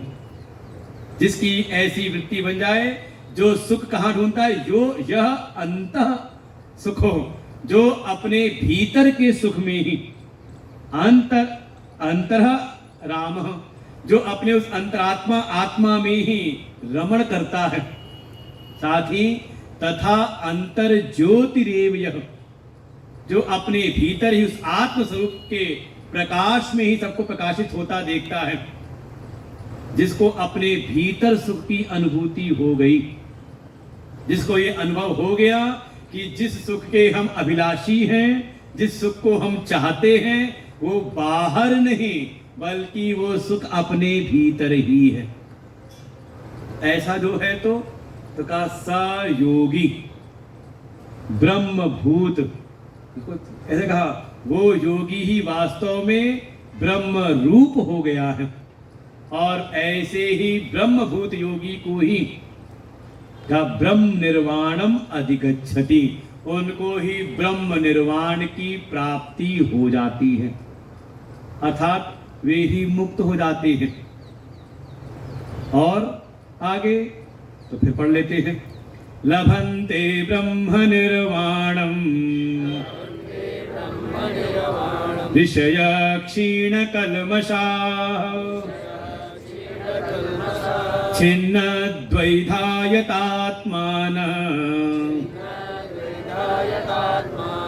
सर्वभूत हिते रताः काम क्रोध वियुक्तानां यतीनां यतचेतसाम् अभितो ब्रह्म निर्वाणम् वर्तते विदितात्मनां। का ऐसा कोई ऋषि है, ऋषि मतलब ज्ञान में जो तत्पर है, क्या करता है? पहले अपनी साधना के उस कर्म योग के अनुष्ठान के द्वारा सर्वप्रथम उसने अपने भीतर के जो भी कल्मश हैं, कर्म वासनाएं हैं, पहले उसने उसको कर दिया क्षीण। पापौघा परिधूयताम, ये था सूत्र साधना पंचकम में। कहा क्षीण कल्मशा, अपने भीतर के जो भी कल्मश हैं, जो भी जन्म जन्मांतर की जो भी कर्म वासनाएं हैं, जिसने उसको क्षीण कर दिया, नष्ट कर दिया। और ऐसे शुद्ध अंतःकरण के द्वारा ज्ञान का श्रवण किया, तत्व वचनों का श्रवण किया, और सुनकर के छिन्न द्वैधा, ये जो द्विधा वाली जो बातें थी, जो संशय संदेह से युक्त जो भी बातें थी, उन सारे संशय संदेह को भी उसने कर दिया छिन्न भिन्न। यथात्मान, फिर अपने समझ जिसमें भी आत्मभाव था, देह मन बुद्धि इंद्रियां, इन सबको कर लिया अपने वश में। तो कहीं शांत बैठा रहता है, कहीं एकांत में? कहा नहीं, निष्क्रिय नहीं बैठा हुआ है, बल्कि सर्वभूत हिते रता। ये कई बार सोचा आएगा ये शब्द, यहां भी आया, फिर 12वें अध्याय भक्ति के लक्षण में भी आएगा। कैसा है? का सर्वभूतों के हित में रत है। सबका सबका हित करता है, का ये संभव है नहीं। तो भाव क्या है? उसके चित्त में किसी के प्रति भी अहित की भावना नहीं आती। तो ये है वास्तविकता, किसी के प्रति भी किसी का सर्वे भवन्तु सुखिनः, सर्वे सन्तु निरामयः, सर्वे भद्राणि पश्यन्तु मां कश्चित् दुःख भाग् भवेत्। इस वृत्ति में वो जीवन जीता है। और ये है हमारे सनातन वैदिक धर्म का ऋषि। उसी को आ जाएगा सर्वभूत हिते रता, ऐसे सर्वभूतों के हित में रत ऐसे जो ऋषय। वैसे ऋषि कहते हैं जो मंत्र के दृष्टा होते हैं। तो ये कौन है यहाँ पर, क्यों ऋषि कहा?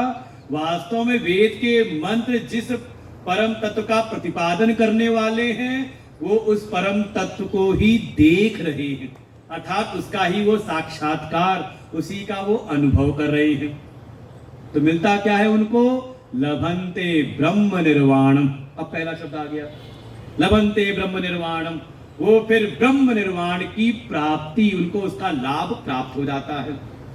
और तो और फिर इसी बात को कहा, काम क्रोध वियुक्ता नाम, जिन्होंने अपने भीतर से काम और क्रोध को बिल्कुल निकाल दिया है, उससे बिल्कुल वियुक्त, उसे युक्त नहीं है बल्कि उसको बिल्कुल पर विजय प्राप्त कर ली है। साधन बताया था ना अभी, शक्नोति है विजय सोढ़ुम, कहा जो अपनी सहन शक्ति की सामर्थ्य को बढ़ा लेते हैं और उसके बल से काम और क्रोध पर विजय पा लेते हैं।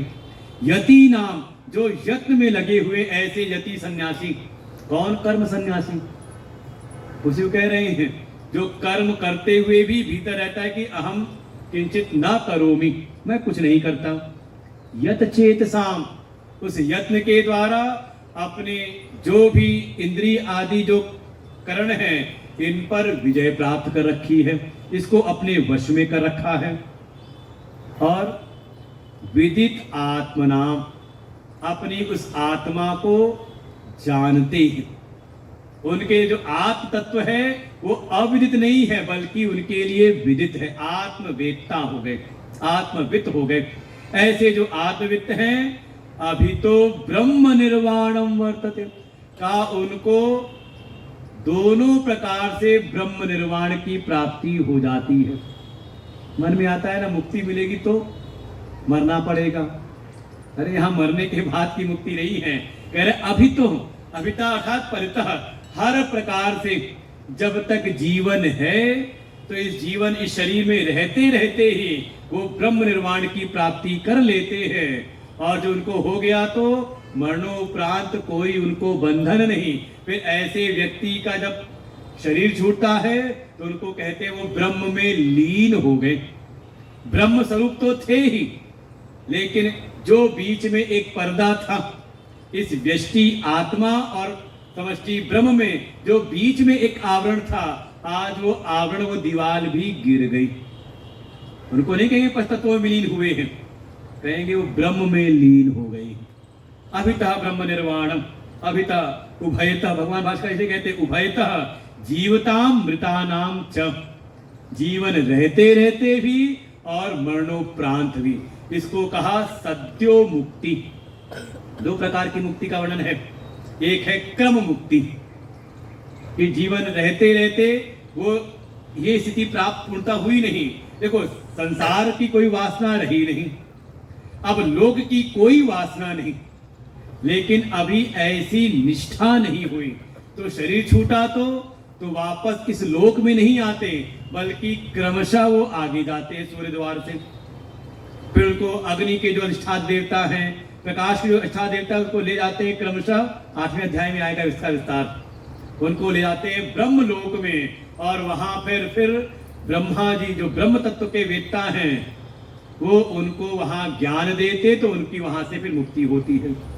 लेकिन ये जो साधक यहाँ पर है जिसने योग की साधना, कर्म योग की साधना करके कर्म संन्यास को यही प्राप्त कर लिया, अर्थात वो सब याद रखेंगे, भोक्तृत्व के अभिमान का त्याग अर्थात कर्मयोग की साधना, और इसके परिपाक से कर्तृत्व के त्याग, अभिमान का त्याग अर्थात कर्म संन्यास, यहीं पर अचीव कर लिया, यहीं पर प्राप्त कर लिया, और उसके परिणाम स्वरूप जीवन रहते रहते ही जीवताम, जीवन रहते रहते ही वो मुक्त हो गए। फिर मरने की तो क्या बात कही जाए, उनकी तो मृत्यु का ही वर्णन नहीं है। कहते ये कौन है, कहा ये मुक्त हो गए, ब्रह्म स्वरूप थे, ब्रह्म में लीन हो गए। और ऐसी परिपक्वता के साथ में ही का अब इसे प्रवेश करना है, तो स्थिति प्राप्त करनी ऐसी भीतर, तो कि हम अंतर सुख की प्राप्ति करें, तो इसके लिए थोड़ा ध्यान की साधना की अनिवार्यता है। देखो, कर्म की जो साधना है उसका पर्यवसान होता है आत्म संयम में। ये लक्षण है आपके जीवन में, कर्म है कि कर्मयोग है, आप इससे विचार कर ले कि आपकी ध्यान में प्रवृत्ति हो रही कि नहीं। फिर देखो, कर्म संन्यास ले जाएगा कहां पर, आत्म संयम योग, ध्यान योग में। अब अगले अध्याय की यहां पर भूमिका लगाते हैं 3 श्लोकों में। यह अध्याय पूरा हो गया। कर्म संन्यास, भाई जो बात पूछी थी, कर्मयोग या कर्म संन्यास, भगवान कहते दोनों के द्वारा ही निश्रेयस की प्राप्ति होती है। लेकिन जिसमें अभी कर्म संन्यास की, कर्तृत्व के मान को त्यागने की सामर्थ्य नहीं, का वो अभी कर्म योग की साधना करे, अर्थात भोक्तृत्व की भावना का त्याग करे। करते करते अंतःकरण शुद्ध होगा, निर्मल होगा, अपने इंद्रिय शरीर आदि पर विजय प्राप्त होगी, तो धीरे धीरे आपके भीतर वो पात्रता आएगी कि आप भी हो जाएंगे कर्म संन्यासी। सर्वाणि कर्माणि मनसा संन्यस्य, इस 9 द्वार वाले पुर में रहते रहते ही, सब कुछ करते हुए भी ये जो कर्तापन है ये हो जाएगा शांत। ऐसी स्थिति में आप आ जाओगे और फिर उसका फल आपको भीतर जो अपना आनंद है उसकी अनुभूति। अब उस आनंद के रमण के लिए आपको बाहर के किसी विषय का आलंबन नहीं लेना पड़ता, बल्कि वो तो आपने जान लिया, अच्छी प्रकार से अनुभव कर लिया कि बाहर के सारे विषय आदि अंत वाले हैं, तो इनसे मिलने वाला सुख भी मिलने और बिछुड़ने वाला, लेकिन भीतर का जो आत्मानंद है का वही नित्य आनंद है, और उसके बल से का बाहर के विषयों से का वो हो जाता है विनिर्मुक्त, वो भावना रहती नहीं, और ऐसे ही प्राणी को फिर ब्रह्म निर्वाण की स्थिति प्राप्त हो जाती है। इसलिए ऐसा है तो आगे क्या जो प्रसंग है, इसमें निष्ठा प्राप्त करने के लिए जो एक अंतरंग साधन है ध्यान। देखो, सुन तो हमने लिया, लेकिन इसमें निष्ठा कैसे प्राप्त हो, जब इस सुने हुए ज्ञान का हम युक्ति युक्त मनन करें और उसका ही भीतर निधिध्यासन करें, उसकी निरंतर उसकी हम वृत्ति को प्रवाहित करें। क्योंकि अभी तक बचपन में तो यही सिखाया गया है, रुपया कमाओ पैसे तभी सुख मिलेगा। भाई इतने दिन अभ्यास किया है ना, तो अब अभ्यास इसका भी तो करना पड़ेगा, तो निधिध्यासन अर्थात ध्यान में प्रवेश करना पड़ेगा। तात्पर्य है कि जो ध्यान की साधना है वो भी इस ज्ञान निष्ठा में अंतरंग साधन है, परम साधन नहीं है। परम साधन तो वही है ब्रह्माकार वृत्ति, ब्रह्म निष्ठा प्राप्त हो जाए। तो अगले अध्याय की संगति के लिए 3 श्लोक हैं। कैसे तैयारी करनी है ध्यान की, किसका ध्यान करना है, ध्यान का स्वरूप क्या, तो पढ़ते हैं 27, 28 और 29। स्पर्शान कृत्वा बहिर्बाह्यांश चक्षुश्चैवान्तरे भ्रुवोः प्राणापानौ समौ कृत्वा नासाभ्यन्तरचारिणौ यतेन्द्रियमनोबुद्धि मुनिर्मोक्षपरायणः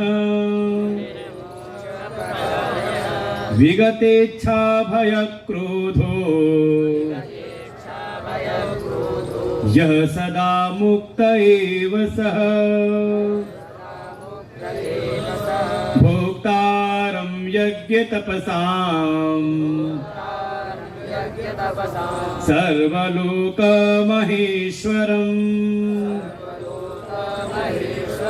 सुहृदं सर्वभूतानां ज्ञात्वा मां शान्तिमृच्छति ज्ञात्वा मां शान्तिमृच्छति शांतिम रिच्छति अर्थात शांति की वो प्राप्ति कर लेता है। कैसे? कुछ करके। का कृत्वा नहीं कहा, कहा ज्ञात्वा, जान करके। किसको जान करके? कहा मां, मुझको जान करके, मेरे परम तत्व को जान करके। कहा वो परम शांति की प्राप्ति, मोक्ष रूपी शांति की वो प्राप्ति कर लेता है। तो कैसे जाने उसको? उसका साधन, क्योंकि जान तो लिया, जान तो लेते हैं, लेकिन उसमें जो निष्ठा आनी है, उसकी अनुभूति का, उसकी अनुभूति के लिए थोड़ा आत्म संयम करना है।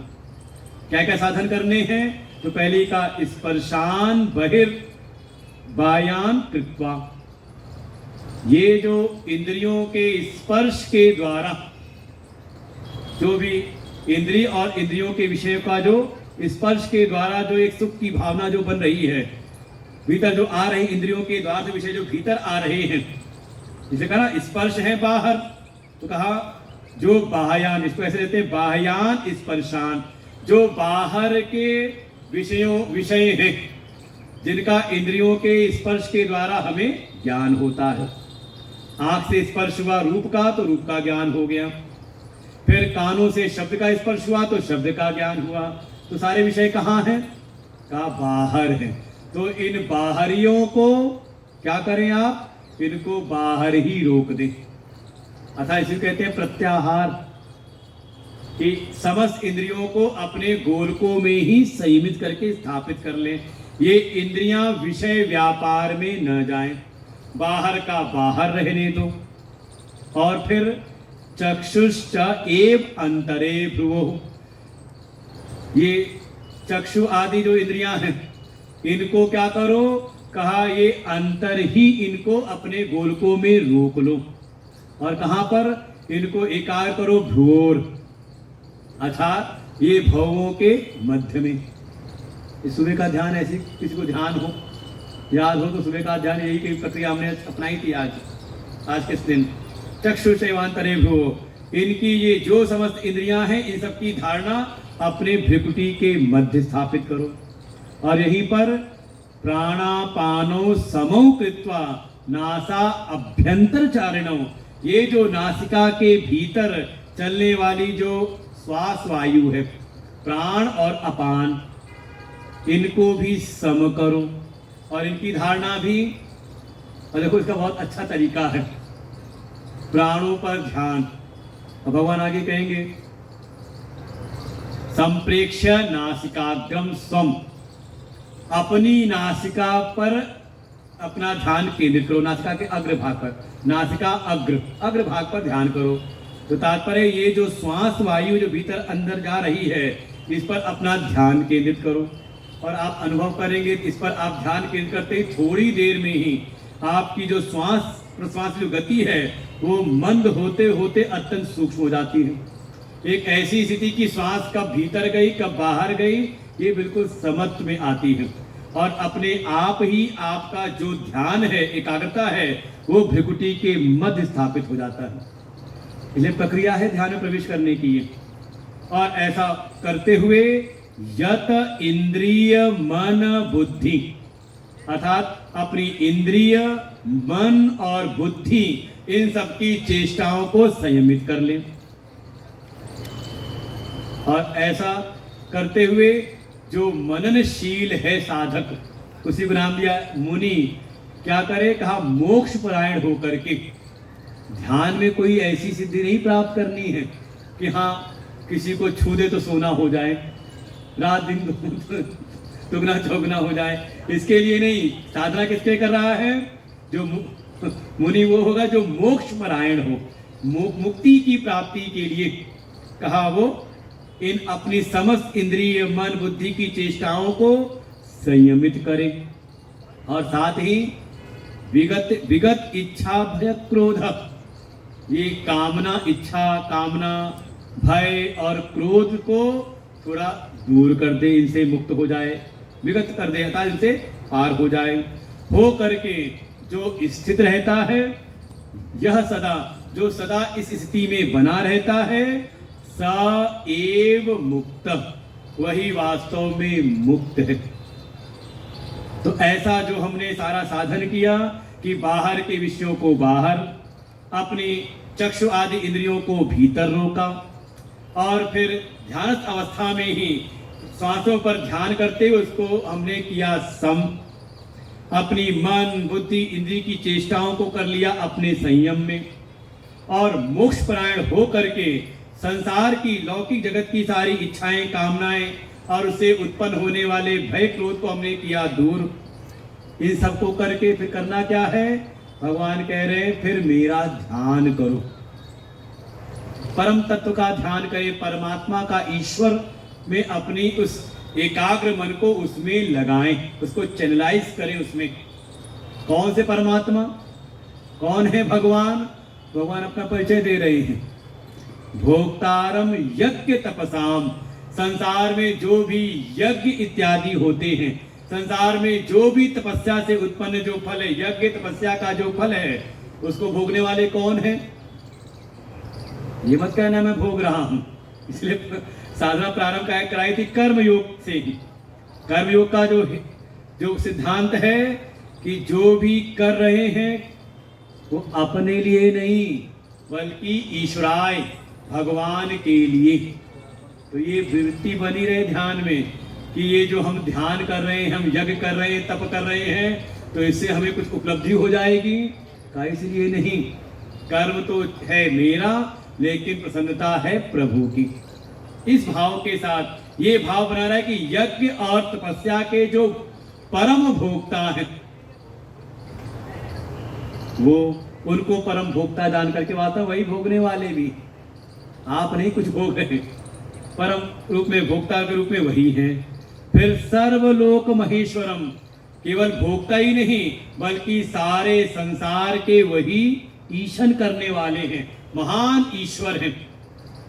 उनकी सत्ता से ही सब सत्तावान हो रहे हैं, उनसे सब संचालित हैं, और साथ ही वे ही सुहृद हैं, वास्तव में सबका कल्याण करने वाले, सबका हित चाहने वाले।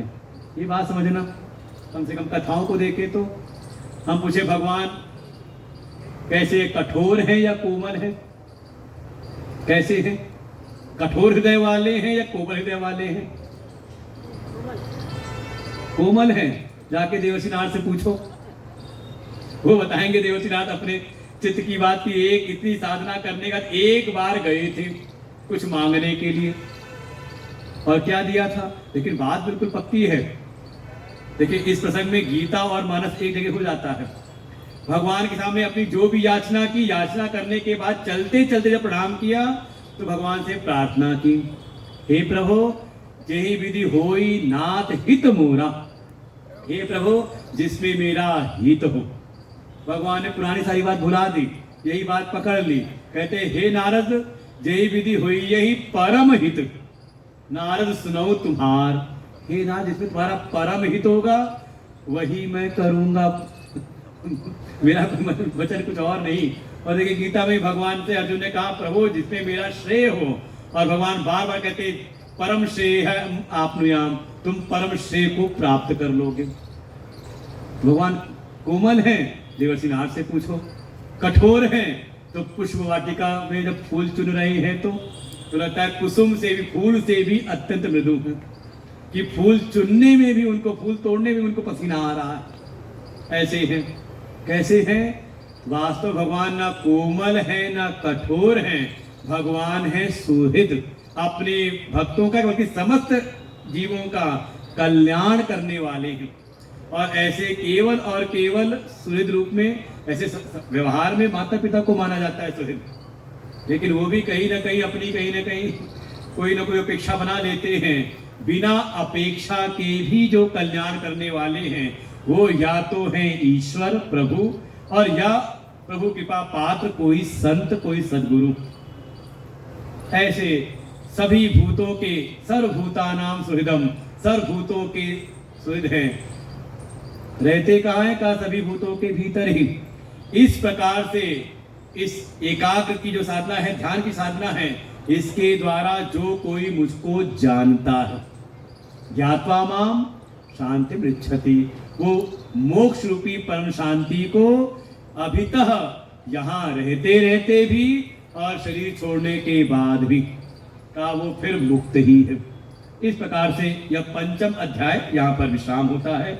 ओम तत्सदिति श्रीमद्भगवद्गीतासु उपनिषत्सु ब्रह्म विद्यायां योग शास्त्रे श्री कृष्णार्जुन संवादे कर्मयोगो नाम पंचमोऽध्यायः।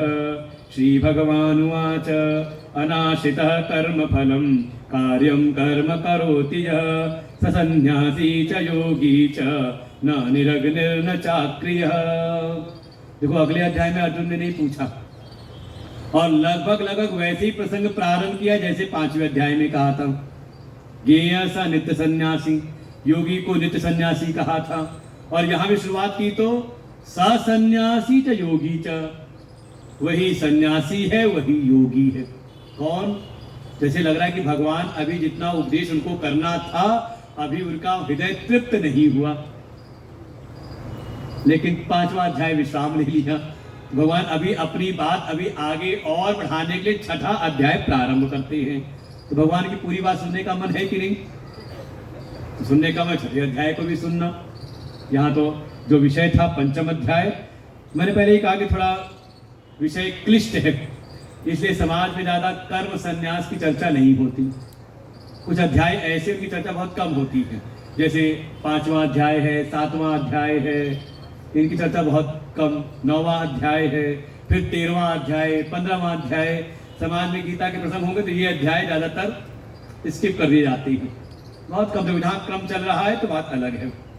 तो ऐसा ये भगवान बाबा मनोहर नाथ जी की कृपा से और माता जी का जो परम स्नेह हम सबको प्राप्त हुआ, अत्यंत ही सहज और सरल मूर्तिमान माता जी की कृपा से ये हम लोग को ये अवसर प्राप्त हुआ। और इसमें मुख्य परिश्रम पुरुषार्थ तो रहा हमारे प्रियांक जी का। ये अकेले ही काम करते रहते मैं देखा है, और जब अकेले भगवत कार्य में धर्म कार्य में लगे हैं तो इनके बड़े बड़े स्नेही के जो संगी साथी जिनको बिल्कुल हाथ लगे रहते हैं, माता शक्ति माता जी लोग भी हैं, कुछ भगत लोग भी इनके साथ में इनके कार्य में, लेकिन अकेले ही चल पड़ते हैं। कोई साथ आए ना आए, परिस्थितियां कैसी भी हो जाए। 2 दिन की स्थिति तो हमने देखी थी। 10 तारीख को रात में आंधी तूफान आया, चलो उतना नहीं था, उतना विध्वंसकारी नहीं था, लेकिन तब भी काफी व्यवस्था उथल पुथल हुई। और 11 तारीख की सुबह का जो दृश्य था, ऊपर छत गायब हो गई थी जबकि त्रिपाल उपाल सब लगा हुआ था।